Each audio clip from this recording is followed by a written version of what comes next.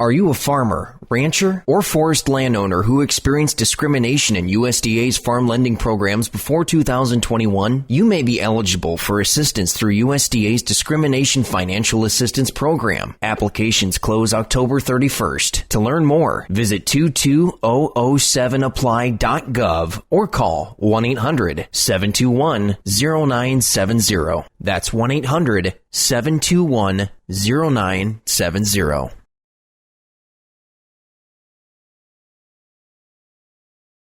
Hello, I'm Matthew Malcolm with American Vineyard Magazine, reporting to you here today with Charles Salmon, the current chairman of the Raisin Bargaining Association.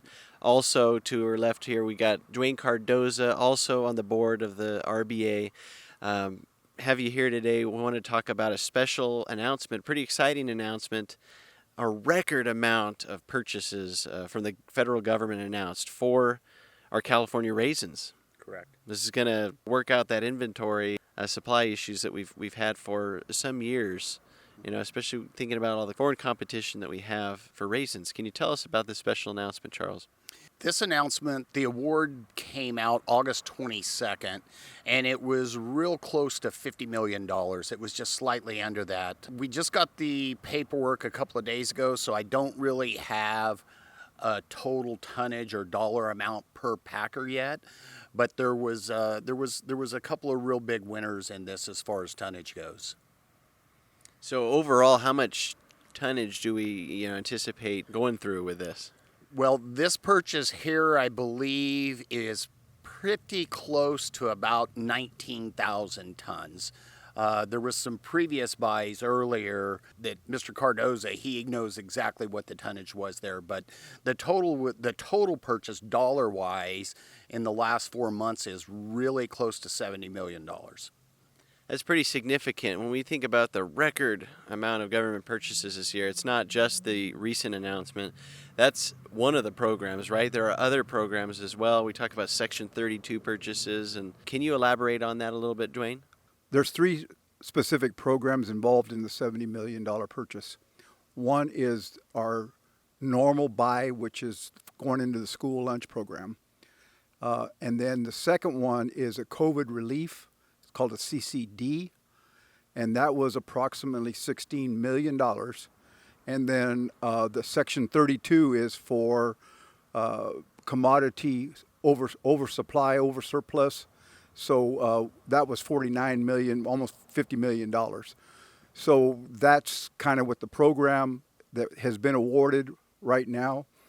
As of last, I believe it was August 19th, was our RAC meeting. And we, as the committee, we have requested, and we were in discussion with the government, and they have said that there's a very strong possibility that we can get the same buy of $70 million if we have the product available and all that. So the total committee voted on go ahead and submitting to the government to go ahead with another $70 million buy. And the industry as a whole is supporting that. The Raisin Bargaining Association recently also offered a price to the packers. You made your first, I think, initial offer of the season for the 2023 raisin crop. Can you tell us what that was? And based on the new information we've got from the government buys, what's your stance on that? Well, we went out on July 31st with our initial offer of $1,850 per ton. Minimum price all in. We received only 3 responses on that were refusal of that price. How do you see, the government buys and the other work you're doing as far as trying to solidify the price, right? The return for raisin growers. What is your outlook for the future? Well, my outlook and my commitment to the board when I was elected as chairman was to negotiate a fair, sustainable, and responsible price. Responsible not only to the grower, but also to the packer. We all have to make something. Some guys want to make a lot, and some guys want to make something. My goal is to set a price that will sustain the farmer. We've had Dwayne and I and the RBA board in the last couple of years, we have actually done some research, and it costs the farmer approximately $1,700 to make a ton of raisins. So therefore, the price has got to be north of $1,700 to sustain the farmers. And if we don't sustain the farmers, we're going to continue to see pullouts. And we're talking about California premium, top-of-the-line raisins, right? They're safe, they're tasty. I mean, it's the best the world has to offer. There's a lot of competition. We don't have the same kind of production as we used to. We don't command the market as well as far as volume goes like we used to.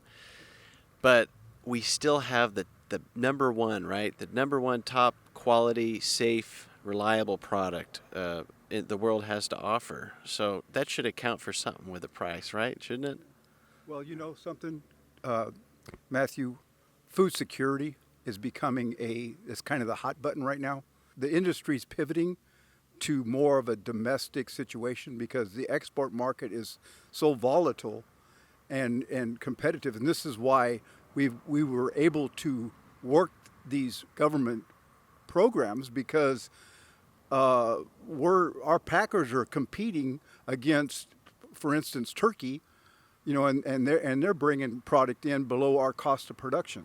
So the government's not going to tariff people. They need to help move our product and keep the farmer sustainable.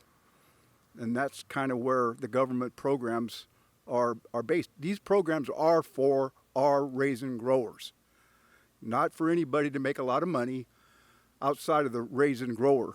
So this is the main emphasis of the government program.